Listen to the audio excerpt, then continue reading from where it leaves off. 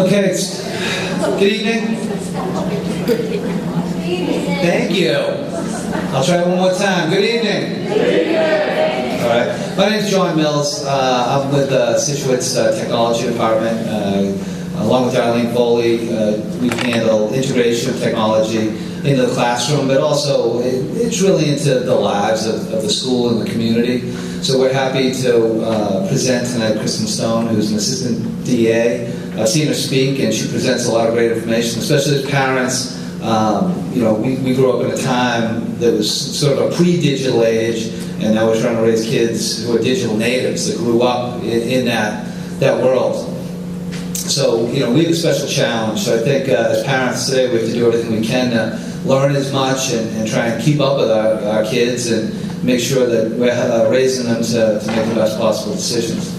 So as a quick note before we get going, the custodian is working on it, and hopefully we'll have cooler air surrounding us soon, so kind of hang in there, and I think we'll be comfortable. But without further ado, I'd like to present Assistant District Attorney Kristen Stone.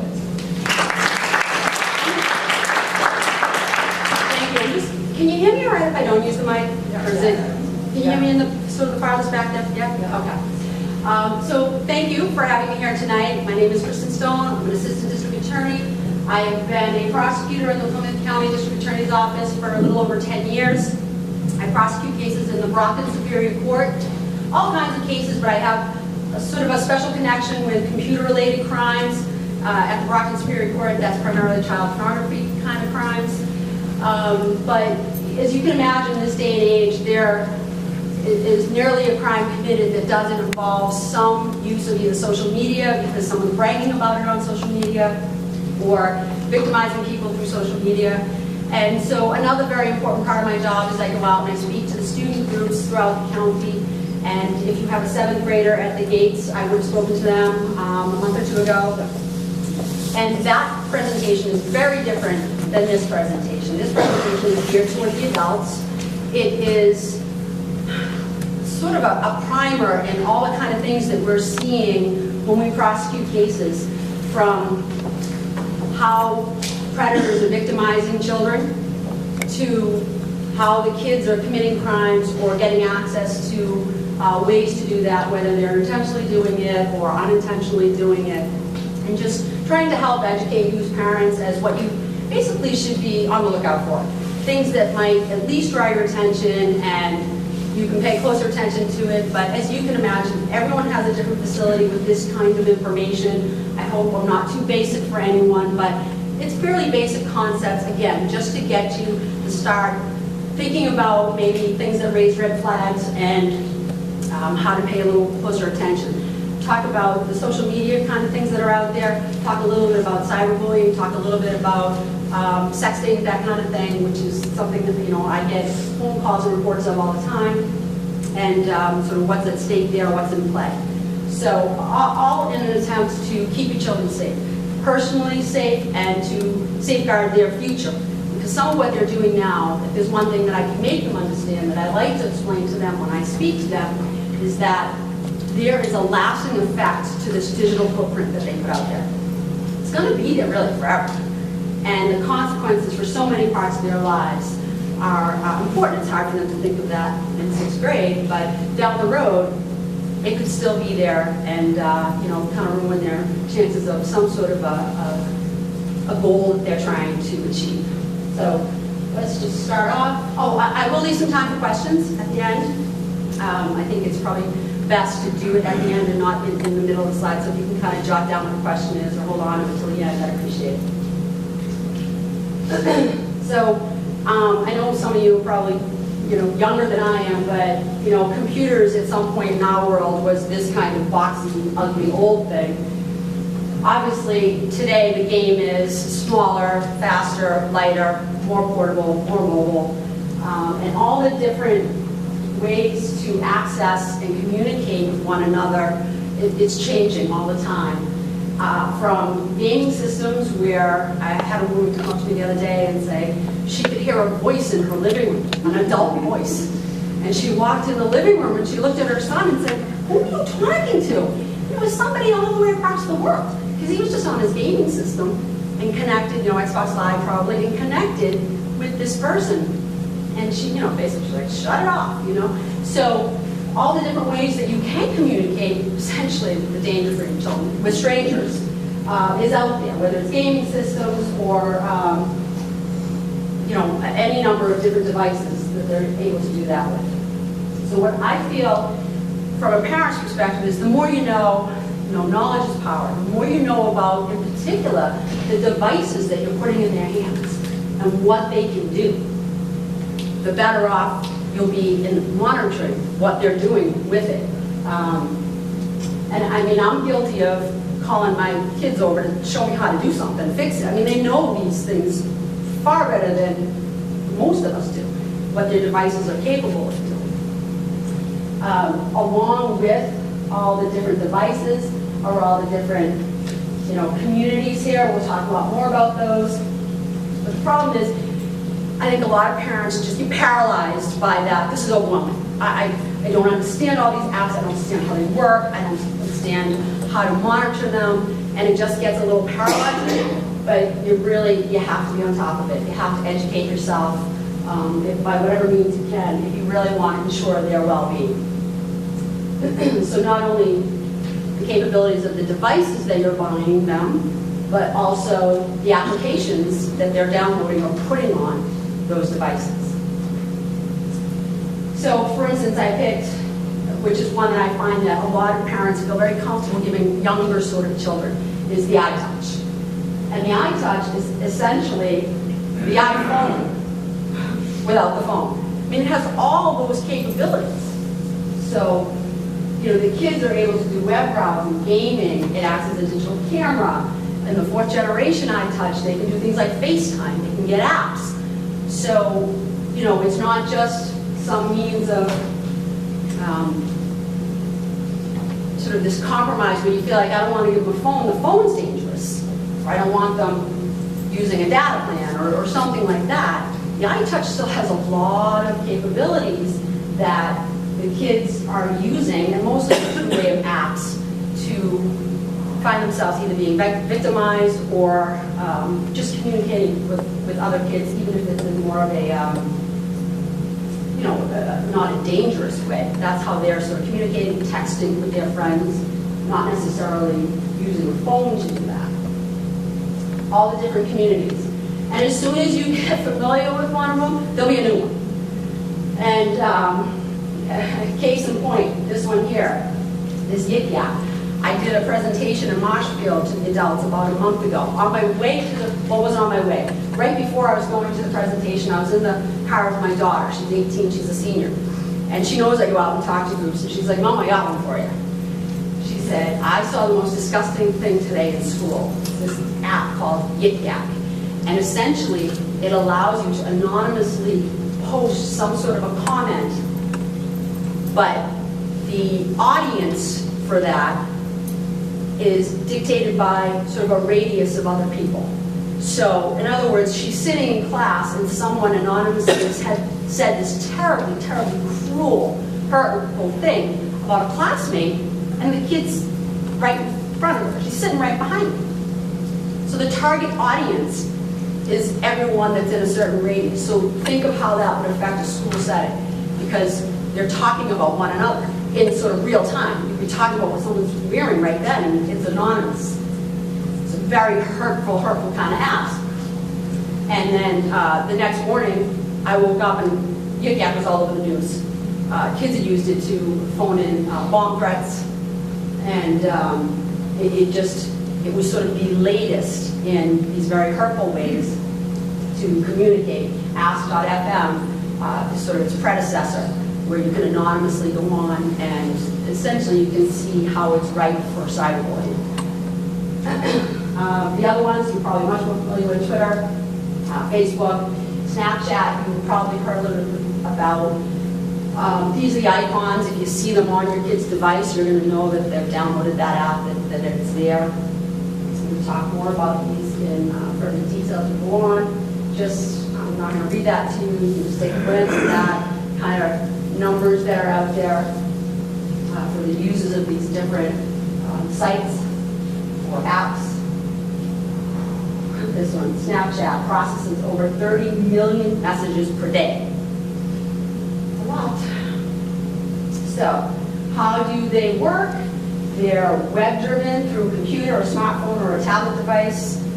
They very similar to, I think, most of the people, sort of the parent generation are familiar with, most familiar with Facebook. You make a profile, you make an account. Many of the applications can be tied to other apps. Depending on your operating system, that will dictate what apps are available to you and how you access them, how you get them, where you go to get them, where you download them from. So depending on what operating system you have, that will dictate where the kids can go. Now, that might be important so that you know whether you can see what kind of controls there are on that.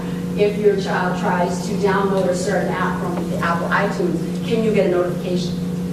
You know, so you know that they downloaded that app to that device. So you can set up some controls like that so that you do get that kind of a notification. So you would have to go, everyone's got sort of a different system, phone, provider, and those are all ways that you would have to investigate for your own child's device and see what kind of controls you can put around that, beyond the device itself. All the apps have, or sites have different privacy settings available to them. The kind of GPS data is different. So, hopefully, you know, if you're authorizing a Facebook page, your child's 13 or older, you're monitoring what they're doing on it, you're helping them to set up their privacy controls, making sure that their page is in public, that, you know, something as simple as being careful about what kind of profile picture they put up, or even, you know, when I let my daughter get a Facebook page, I let her put the month and the day of her birthday, but not the year. It's a very quick and easy piece of information that some predator can calculate to know, hey, here's a 12-year-old, here's a 13-year-old. This is somebody who's right in my wheelhouse of who I want to victimize. So it can be little things like that. Profile pictures. In my presentation to the kids, I tried to get them to understand that it's not always obvious things you might be putting out in a profile picture. I have a slide demonstrating that. It's a picture of two girls that are about 9 years old. They're in cheerleading outfits. And I have blocked off the name of the town across the cheerleading outfit. Now, I don't know who the girls are, not Facebook friends with anyone connected to them. I just went on and right-clicked that profile picture, copied it, put it into a presentation. Now, what can I learn about that? If I'm a predator looking to maybe victimize a child about that age, well, I already know she's a cheerleader and I know what town she cheerleads for. So I go to the youth football site for that town and I find out when the next game is, where it is, what time it is, and I can show up and be at that same field as that little girl. And maybe she's tagged in the photo. So I could walk up to her and call her by name. She might think she knows me. I mean, this is all from a profile picture that I'm assuming maybe mom put up because it's a cute picture, but never dreamed that that's the sort of information that can be gleaned from that. On top of that, and again, I talk to kids about this, when they're uploading photos all the time, and especially in real time, images have metadata embedded in them, and oftentimes that data, it's just sort of data that's embedded in sort of the pixels in the picture. You don't see it, but it can be extracted quite easily, not by anyone with specialized knowledge, and it will tell you like a time and date stamp and longitude and latitude. So you could go to that picture, that image, pull the longitude and latitude out of it, pop it into Google Maps, and see exactly where the person in that picture is. So when I'm talking to the kids, and if you are children that like to keep taking selfies and uploading them, or you're talking to some stranger, don't ever tell them you're alone, because you might be giving them more information than you possibly know. And if you're telling them now that you're alone, they might know exactly where you are when you're telling them you're alone. So again, depending on the device, you can get into a device and try to shut some of that GPS data off. Not all of the devices allow you to do that. So it could be this extra bit of information that the kids are just putting in these images that they're throwing out there. So the different categories of social media, sort of what they do, social network, that's more like Facebook, microblogging, Twitter and Tumblr, communication-based, that's your Kik and those type of communication apps. A lot of them offer platforms, like this says here, aggregators, make it easy to post just to the aggregator, and it sort of disperses it to your presence, like whatever other accounts you have, so that you don't have to go to each different one. They have these things called aggregators. I don't know if your children know about them, or if they use them, but it would allow them, it just sort of simplifies that needing to go to each account and post or do something. They do it to one thing and sort of populates it to all their accounts.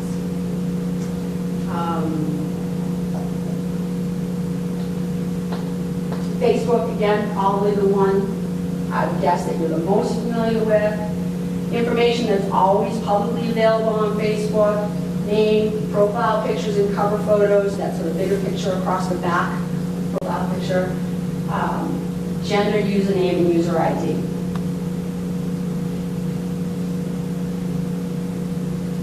Twitter, probably maybe the next most familiar to you. It's more of a microblog. It's designed for each tweet to have 140 characters long. It's a not a sort of a one-on-one type of, you're not messaging someone in particular. You have followers, so you allow people to follow you, so you just get to put it out there, and anyone that follows you sees it. But you are able to put some controls around that as well. Twitter allows you to share hyperlinks, pictures, text, video, and other information within those 140 characters. And that's a very sort of real-time, everybody's updating when you're tweeting something about what they're sort of currently doing. Now, the communication-based sites or apps, Kik, that's one that I find in sort of the middle school age group a lot, is Kik. I don't even think my daughter was familiar with what it was. So once they get sort of beyond and a little bit older, this isn't one they're in. I think Kik is popular because it's one of those apps that can be downloaded to, say, an Itouch. And even though a parent might think, hey, if the child has a phone or some other, they have both an Itouch and a phone, and you feel like, hey, I've addressed the texting issue because I don't allow them to get or receive, send or receive text, or I don't allow them to get group text, or I don't allow them on their phone to get images. Well, this is the way they can still do it, because they just use the Itouch to download an app like Kik, and that allows them to essentially text. Snapchat.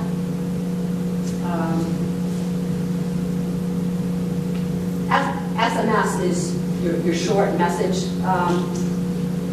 communication. That's traditionally what everyone thinks of as texting. These applications work differently. They use a data plan or a Wi-Fi connection, which is why I said that's mostly what they're doing with, say, an Itouch. They're downloading that app as a way to communicate with one another.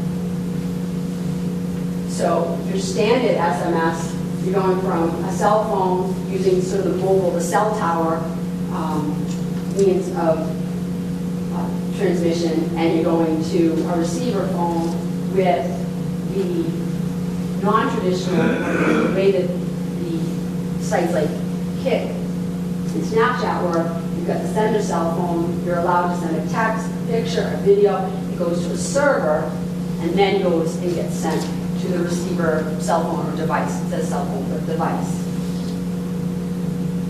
Now, Kik, in addition to just texting, allows the kids to send photos, sketches, other content. It avoids that whole text messaging rate or connection to a phone company or a phone server, because that's not how they're communicating. They're not using that means of transmission. Similarly to a lot of the different apps and sites, it allows a user to establish a profile and a username. It's instantaneous communication. You know, the dangers are the dangers that are involved with any one of these sites, is that the kids get on and they just start talking to strangers. And,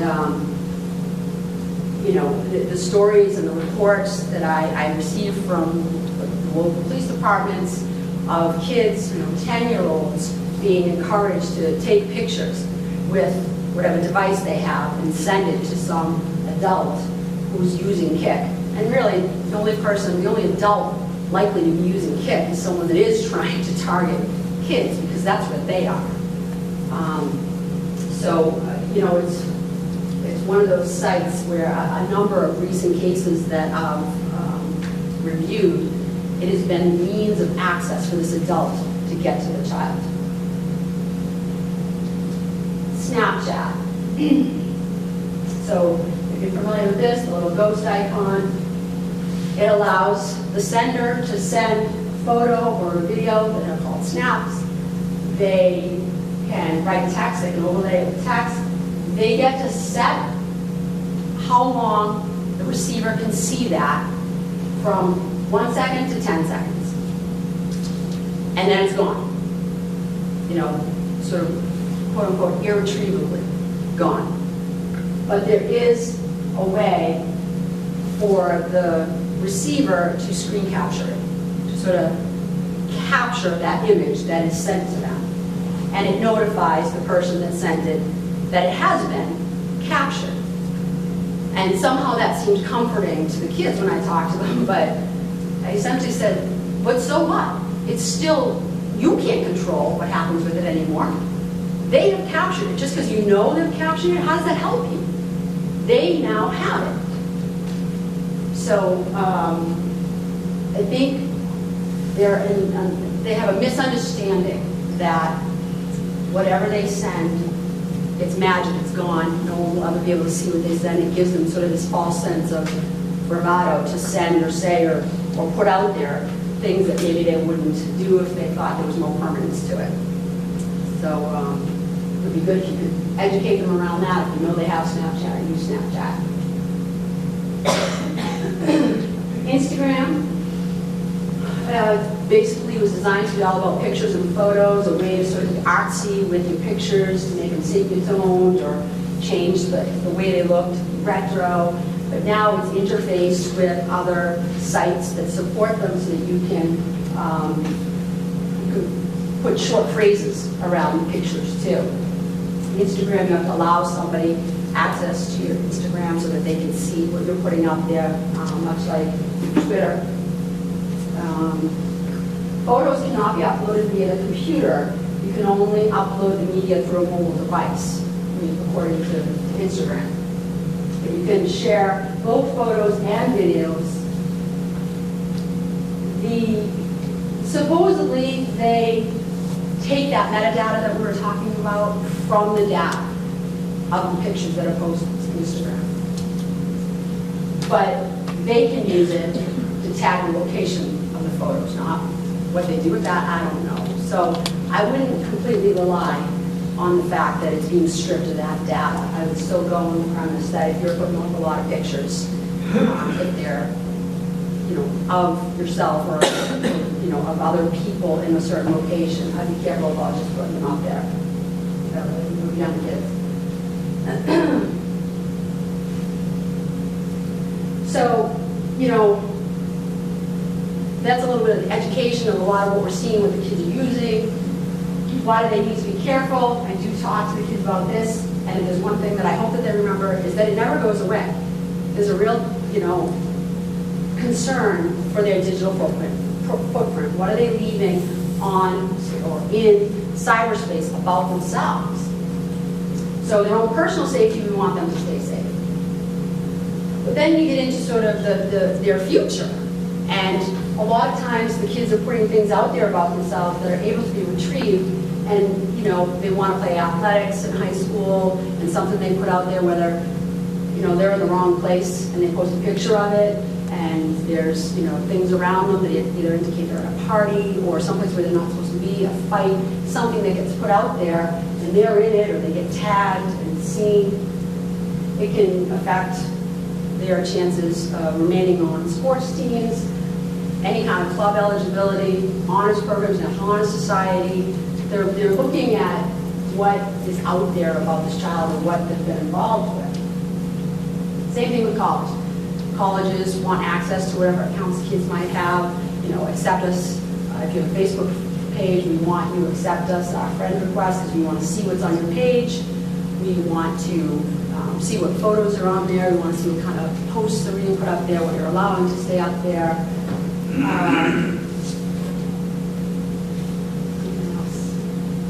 And just the fact that they could just throw a name into a Google search and just see what comes up, or any kind of a search engine and see what comes up about the applicants. Again, scholarship with athletics, or if you're a great musician or an artist or whatever, if their way to go to college is to get a scholarship, as soon as they see anything that is unbecoming in any way, there goes the scholarship and the way to go to school. Business application, background checks, credit checks, and general embarrassment. For example, this is just a story about this kid wrote this email to his boss. And essentially said, I have an emergency. Something came up. I have to go to New York the next couple of days. Sorry for the late notice. Of course, he sent it October 31st. Please take note of the year as well, 2007. So it's Halloween. So the very next day, his boss responds, so it's now November 1st. Thanks for letting us know. Hope everything's okay in New York. Cool wand. By the next day, they had already found this picture of this kid that had thrown up there, or maybe someone else at the party put up there, or whatever it was. You went to a Halloween party. So, he lied about that to his boss and all that. But more importantly, last August, so August 2013, threw his name in there. So 6 years later, the first thing that comes up about him is this controversy about what he did with his boss 6 years earlier. So that sort of lasting effect of something making its way on the web and you're never getting rid of it. 6 years, if you're in 8th or 9th grade and you want to go to college, that's not even 6 years. So you don't want your child's name being thrown in there and finding out that there's some link or some tag to a photo or just something in there that's going to compromise something for their future. Now, as far as trying to make sure that the kids aren't committing crimes intentionally, unintentionally. So, threats, as you well know, in this day and age, the days of Newtown and the marathon bombing, any kind of a threat is going to be taken at face value. The kids believing that they're anonymous and can get away with posting some sort of a threat, whether they think it's funny or a way to get out of school or a way to get out of a test. It's not anonymous. They're always found out. You can probably look at the news and find stories of this ad nauseum, and in our own county. People that are, met at the door because somebody has reported that they put some kind of a threat on Facebook or posted it in some blog or said something to someone about, I'm going to go to school, I'm going to kill so-and-so. It gets found out, people get identified, and the consequences are pretty severe. And the thing with these apps, they're selling them to the kids as anonymous, knowing that that will draw them in, without really sort of giving them that caveat that, well, kind of as far as they're anonymous, but if law enforcement is looking for you, they're going to find you. So harass or bully anyone, it's illegal to do that. We'll talk a little more about cyberbullying. You can't use someone else's identity without permission. The kids should not be setting up fake Facebook pages. in someone else's name, posting to it, not teachers, not fellow students, not coaches, posting to it like they're them. That's illegal, they can't do that. It's harassing, you're using someone else's identity, and it has the effect of harassing that person, and that is illegal. You can't access other people's computer systems. Not many of the kids are probably great hackers. Clearly, you can't hack into someone's system.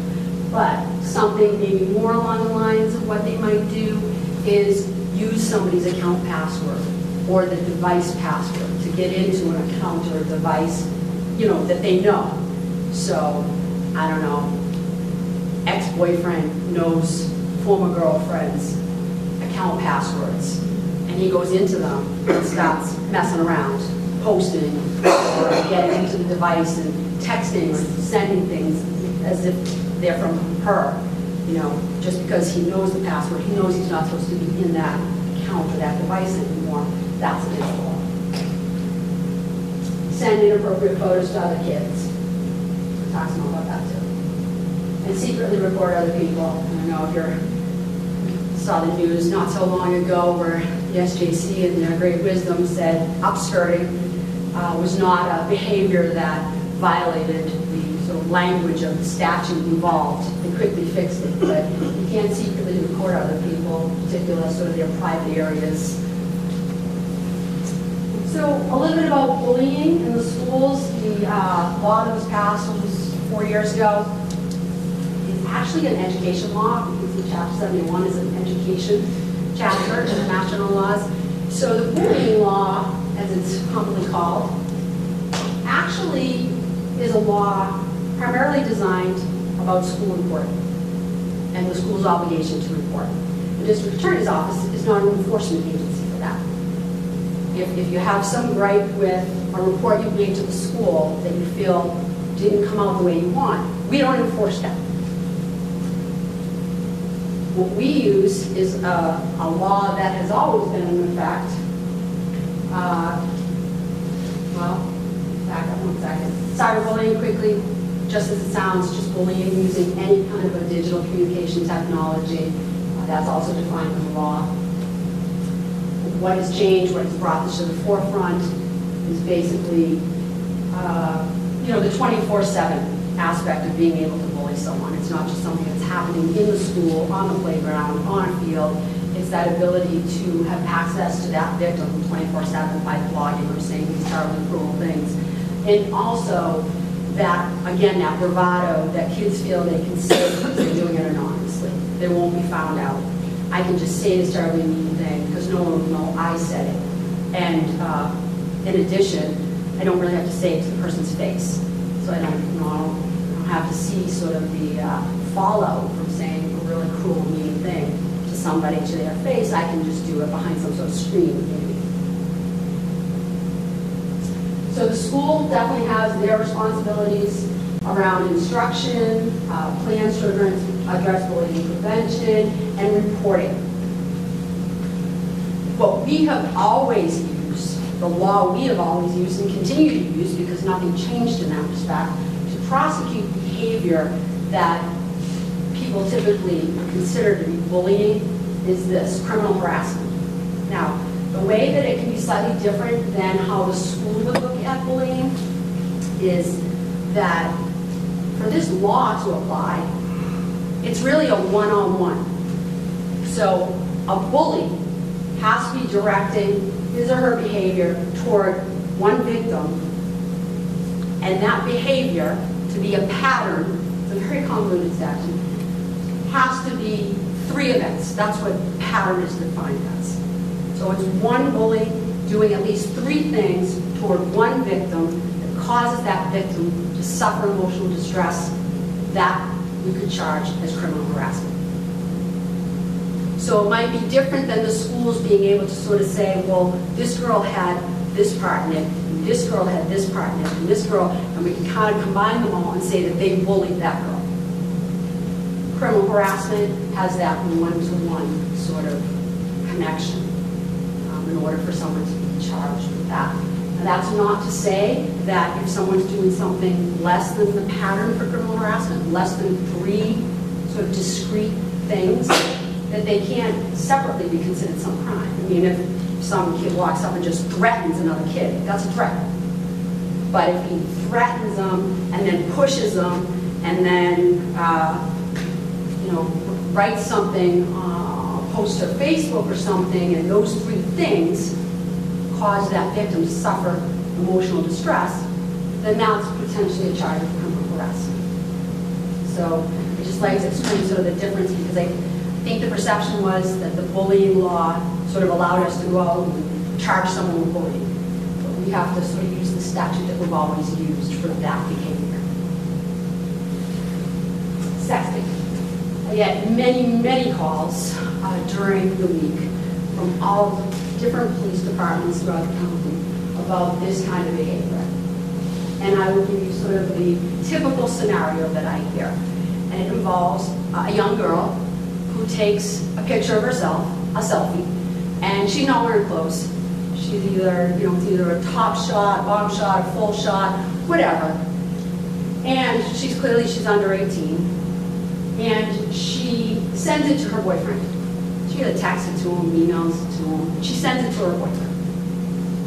And the boyfriend, when he gets it, sends it to all his friends. And the thing here is that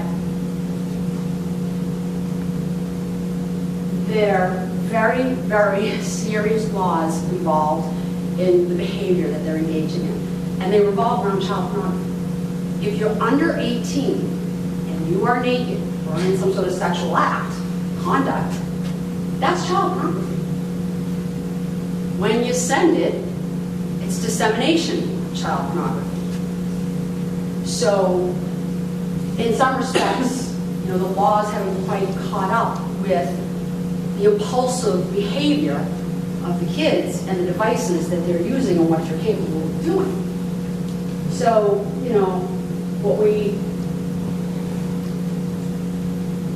there seems to be a belief among some of the girls, this sort of solidifies the relationship, that, if you send that picture, you're really dating, whether that's at the encouragement of the boyfriend or just sort of peer pressure, I don't know, but they have come up to me after presentations and made that comment. It sort of feels like one must do this. Consent is not a defense in this situation, so that boy isn't going to be able to say, well, she sent it to me, she took it herself, I didn't make it, I didn't take it. Well, you sent it to 15 of your friends, though. And there's a certain level of responsibility that will belong to the girl as well. A certain level of criminal exposure for taking the picture and sending it in the first place. On top of that, we have situations where usually if it's a school resource officer or a police department and they get involved as quickly as possible, I mean, someone sort of has to speak up, someone has to say something, they'll usually go in and do their best to contain it. Like try to get the phones that might be involved, talk to the people involved, do the best to maybe send it out to either the Bureau of Criminal Investigations, PCI, Sheriff's Office, or to another like facility to white phones that are involved. But they'll do their best to contain it. But the problem is you really have no idea if you've gotten everybody that might have gotten the image. Whether one of the friends of the boyfriend has already sent it to his brother in college, who then sent it over to his roommate has sent it back to his brother in another state, and the image is already around the world. And these are conversations I've had to have with parents, and to tell them, what I would suggest you do is take the school picture from Picture Day and send that off to the National Center for Missing and Exploited Children, because they have a whole division where they identify people, images in child pornographers' collections. So they will be able to know that that's a real girl and she's identified if they happen to come across that image in some child pornographer's collection. And oftentimes a state trooper comes with me when I do these presentations, And he tells, just anecdotes about computers that he has analyzed, that he knows these pictures have just come from sources that you would not imagine. Like perhaps high school girls who never intended that that should be the result of where that image they took went. So, I as strongly as I can, I try to encourage, and I'm not intending to be sexist in any way. That's the typical scenario that I hear. But just as illegal if a boy takes that image of himself, sends it to the girl, and she sends it along, it applies equally. And some of the kids will say, well, I sent a picture of myself in my bikini. Not what I'm talking about. It's nudity, exposed genital areas, including our buttocks. So, they have to be educated and they have to be careful about the images they're sending. Hopefully they're not sending them at all, not those kind of images. There's also this screen capturing. We talked about that from the Snapchat. Well, screen capturing software exists in other ways. So if you've got a child that's communicating or sending videos or pictures to strangers, they might have screen capturing software that allows them to grab that image or that video. And then it's theirs to do what they want with.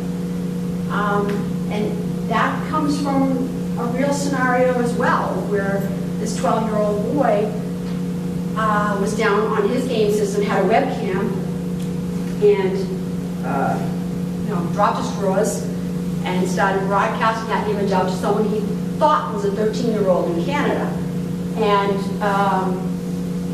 thought it was no big deal until a link was sent back to him, and the link was a video of him when he had done that. So the person he had sent it to had screen capturing software, captured what he was sending out, put it in a link, sent it back to him, and then essentially tried to extort him to do other things, or they would then do what they wanted with that link.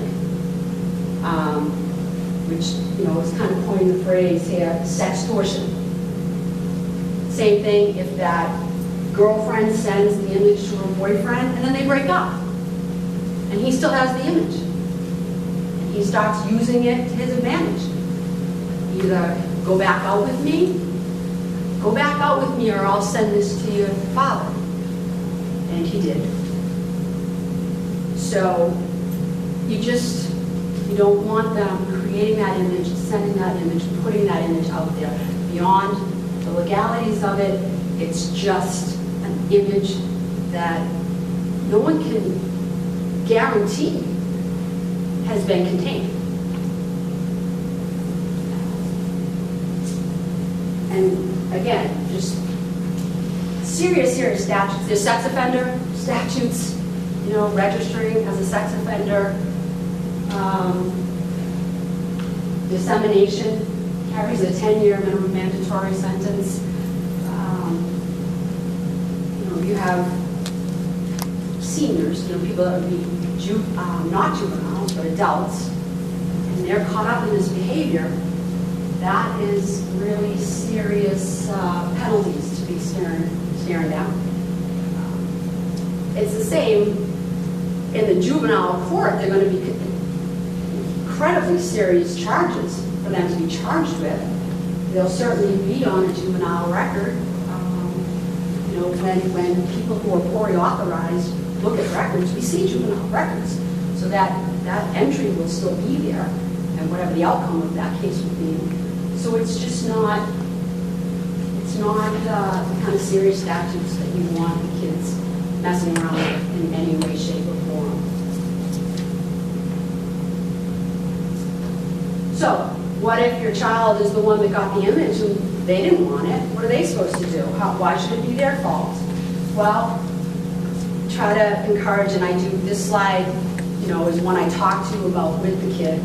Don't freak out. Try to stay calm. Do not forward it. Don't add to the problem. Don't go and then forward it to somebody else. Encourage them to speak with a trusted adult, hopefully their parents, or the school resource officer, guidance counselor, teacher, coach, somebody. Bring it up. Let them know what's happening so that, you know, the efforts can start to contain.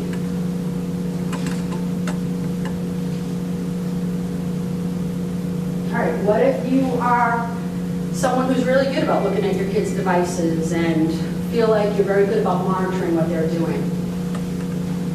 Why can't you find perhaps what's going on some of those devices? Well, they may be putting some things in sort of a cloud or a Dropbox so that it's not really on the device.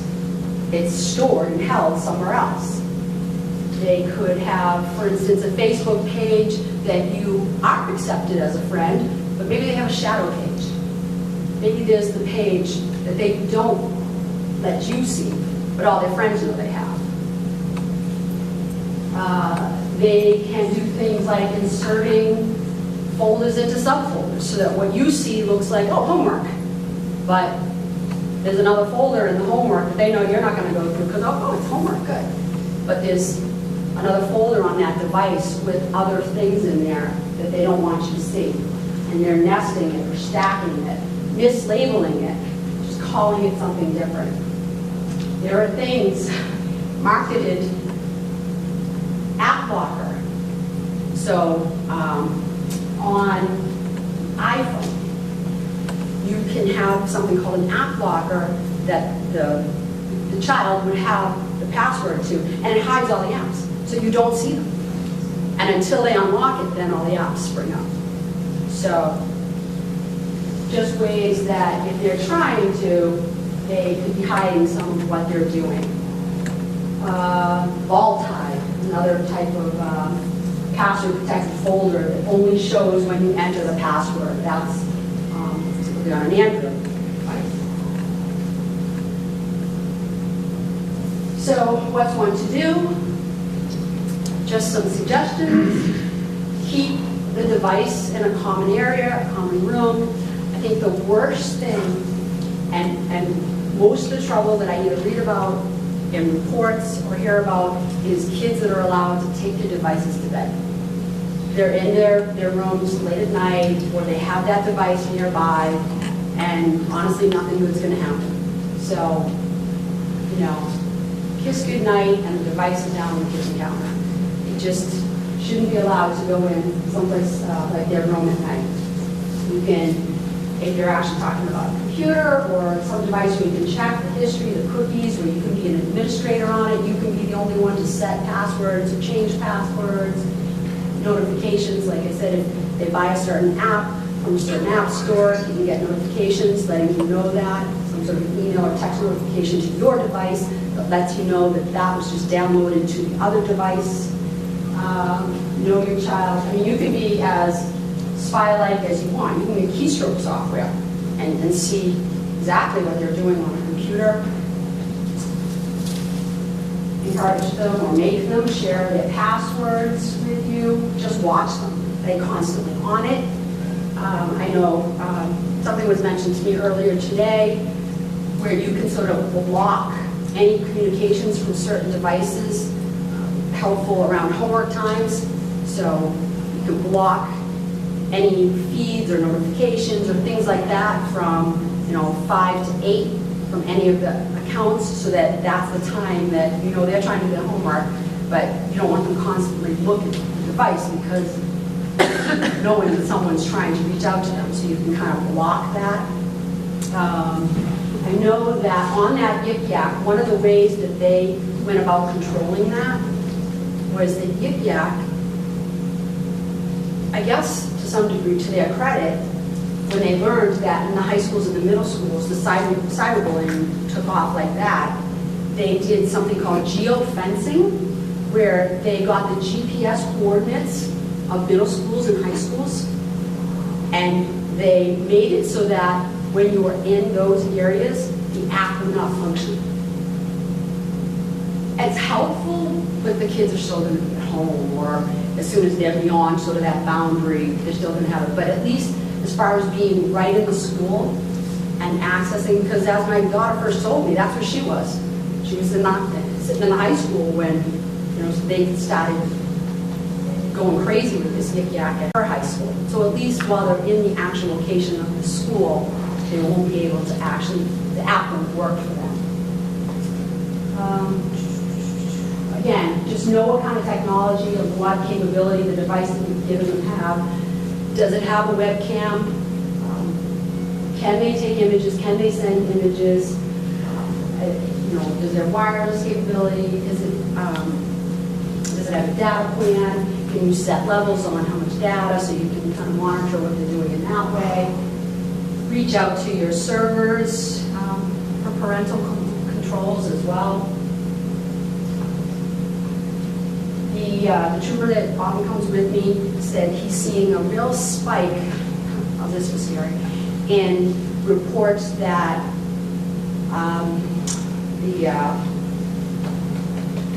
sort of the webcam, like on your computer, it's got the little camera capability at the top, are being hacked. So when the computer's just up, people are seeing the image that is being shown from that angle. So I don't know, I don't know if it was in your bedroom or in your kitchen, they're hacking in and being able to see what that view is showing them.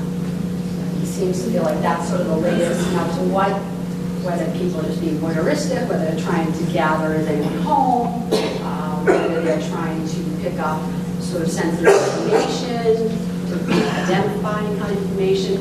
The motives could be any number of things, but there seems to be an uptick in that.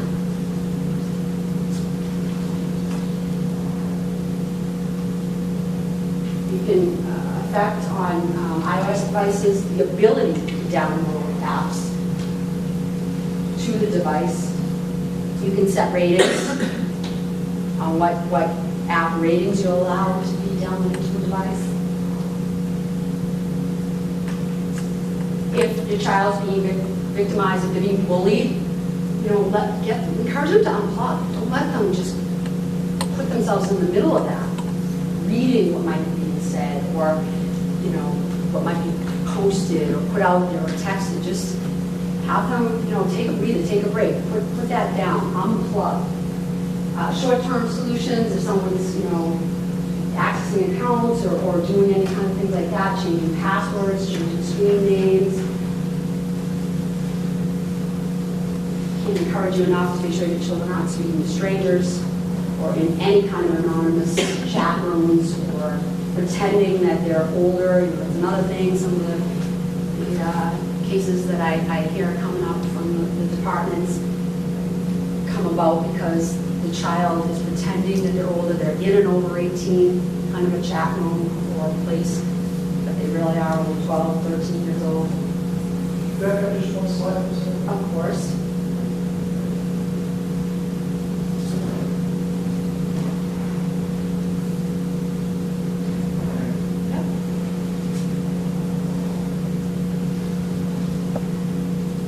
And if your child comes to you with some problem or issue, whether they say, hey, I think I screwed up, or I'm scared, either way, try to help them out a little bit, try not to flip out on them, calmly try to figure out what you can do from there. If it's the case where they're being victimized, do your best to save any kind of information that you can from the communication, a phone number if it's a text, an ID or a profile ID if it's from a Facebook page, or if you can actually print screen and print that out. Those are all things that help us either to identify who's perpetrating it or to prosecute them, and we can use those printouts. And time is pretty important. It's hard for us when we get a report of something and someone says, well, this has been going on for a year, but I don't have any of the information from that time frame. So sort of the earlier you can compile that stuff and make that report, helps us to send out preservation letters. A lot of these servers, if we try to access information that they have, they keep them. If you can imagine the volume that goes through all of these servers, they purge them like every 90 days from particular accounts. So they'll only have information to give us sometimes for like a 90-day back span. And then it's gone. So if you come and tell us, well, this happened last year, but I don't have any proof, but it was on Facebook, so you could get it from them, not so, because it's going to be gone. Again, that digital footprint. Oh, this was just something I came across that I thought was interesting at a training I went to. This Google image allows users to upload or link a photo to Google's search engine. So if you were just kind of curious about whether there's a picture of your child floating around out there, you could do that, and the search engine works based on the file name, the size, the colors, and the shapes. It's not facial recognition. It's not going to go match up and see. But it can pull out whether there are images floating around out there of your child that maybe you don't know about. It has the potential to. And, you know, it makes a good point. Maybe you could locate fraudulent profiles to make sure that nobody's putting that picture up as their own, or yours for that matter, pretending to be you. And it'll look across the different social media platforms. A lot of times, the kids get very indignant. That's my account. They have no right to see what I've done, or read that, or, you know, in their opinion, spy. But they're operating on public sort of forums. And when you set something up, an account up, and the kids probably breeze right through accept. A lot of what you're accepting is what they'll do with that information. And there are industries now creeping up that are just gathering that kind of information on people and selling it either to police departments or, as you can imagine, you know, marketing, but they go out there and they just collect information about people on the web. It's all just public information. Likewise, when they set up their accounts, the defaults of a lot of these are to be as public as possible. So really, if you're letting them have an account, get in there, get right in there and make sure that you are setting the controls on that account, the privacy settings, because by default, they're going to want to make, you know, Facebook, Twitter, they're going to want to make them as public as possible. As far as just resources of how you can continue to educate yourself or find out some more information, more particularized to whatever concern you might be having, there are partnerships in the schools, the guidance programs, the DARE programs, where they'll do, you know, missing, air dogs, mirror image. That's teaching the kids about personal safety, online safety, making sure basically that they don't communicate with strangers, meet strangers. Just using the web yourself. When you hear something, you see an app on the phone, and you're like, I don't know what that does, just throw it into Google. I'm sure it's already got its own Wikipedia entry.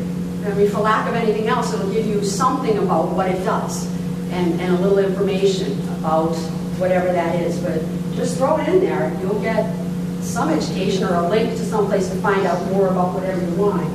You go home tonight, put the app in, and just see what comes up. Read about it. FBI.gov has a lot of links, a lot of information around keeping children safe, as does the National Center for Missing and Exploited Children. U.S. Department of Justice has justice.gov. You can go to the site for your server, Comcast, Verizon, to look about parental controls through them. This book here was just recommended by that trooper that comes with me sometimes. There's a fair amount of it dedicated to keeping your children safe and the ways to do that. We don't know this man, you know, it's not a plug of any sort. The trooper went through it and found it to be helpful in some ways, so just another resource if you wanted to look at that. Yeah, that's pretty much, it's kind of like, you know, trying to take a drink from a fire hose. There's a lot out there. There's a lot that they're doing when they're communicating, and you know, monitoring them, I think, is the best way to keep them safe, to make sure that they're doing things appropriately, and educating them a little bit too around who they should be talking to, what platforms and what ways they should be communicating with people and what's appropriate to be sending out, putting out there about themselves. Yeah, I think, anything you wanted to add to that? Anything particular to the schools or school settings or anything in general? Well, I'm certainly curious to hear about the comments that and the questions that you guys have. Before being involved in the technology department, I was the assistant principal at the high school for the last 8 years. So, certainly over those 8 years, there was an evolution of sort of cyber issues and bullying, and it hasn't gone away. And it's not like it's gotten better. And it's just sort of just like when we were kids, there were bullying issues. It has changed though in nature. And many of the things that Kristen said were right on. And it's some of the hardest conversations I ever had as an assistant principal was those situations where kids did make a really, really unfortunate mistake. And just about I can tell you right now, everything you gave examples of, we had dealt with in our community, and whether or not you're aware of it. And it was always heartbreaking to sort of help the parents, well, first of all, explain it, and then talk about, well, what do you do from here as a parent? They're really hard issues, and from that experience, I'm absolutely convinced that knowledge is power, and that's why we invite Kristen here, and she speaks to the kids, and we'll do our very best to try to inform you guys. But this isn't things that happen in Silicon Valley or in other places. These are our kids, and we did in planning tonight. We reached out to parents K through 12 because it comes up, especially if you're a parent of a younger kid, it comes up really quick, and then all of a sudden you're put in situations that just a couple of years earlier it was you're stepping on Legos barefoot as a parent, and that was the most frustrating thing in the world. And then quickly it becomes, now you're having to deal with these issues. And there is a manual that comes with kids. So, like I said, a big part of it is reaching out and helping you guys. We also invited folks from Marshfield. We also reached out to the Inley community because, sort of digital world, some of those artificial boundaries, or those, the boundaries we used to, they melt away. Especially with something like Yik Yak, where I could see postings of any person within 5 miles.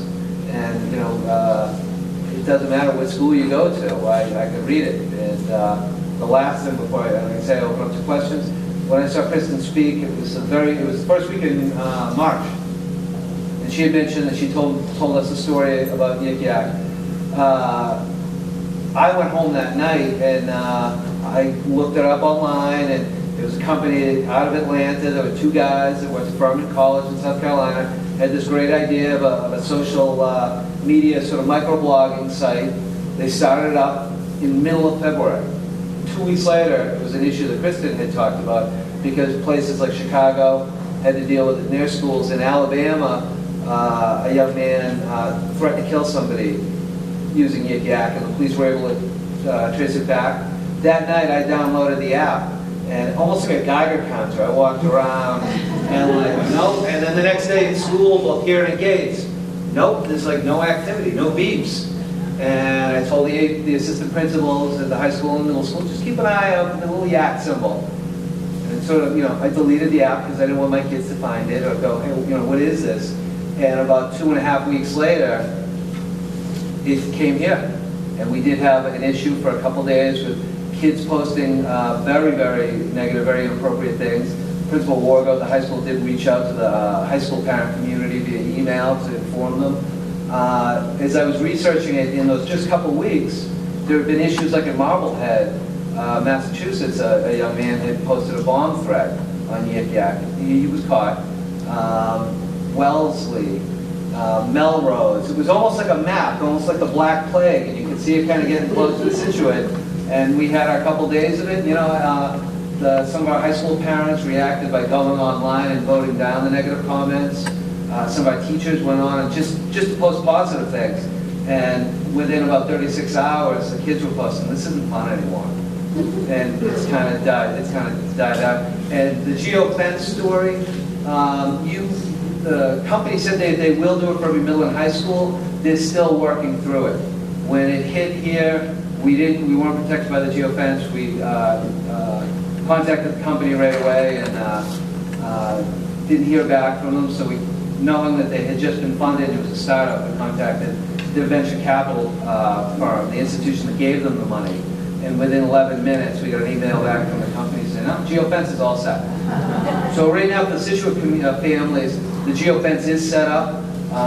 If there's anyone here from Inley, it's not set up. And then the local towns, I'm not sure about it. I did share it out with friends of mine in administration in Cohasset, Hingham, Norwell, and Hanover. So, but once again, it was an educational experience for us. Officer, do you have anything to add?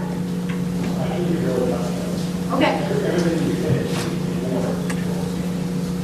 Any questions? I just appreciated the email at my own, because I had no idea what this was. And I knew my daughter went on it to see if anyone was talking about her. So there was an opportunity to sit down and let's talk about this, educate on this, and then let's talk in general.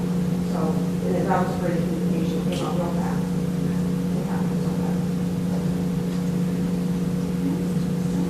Thank you. I'll be up front here for a little bit.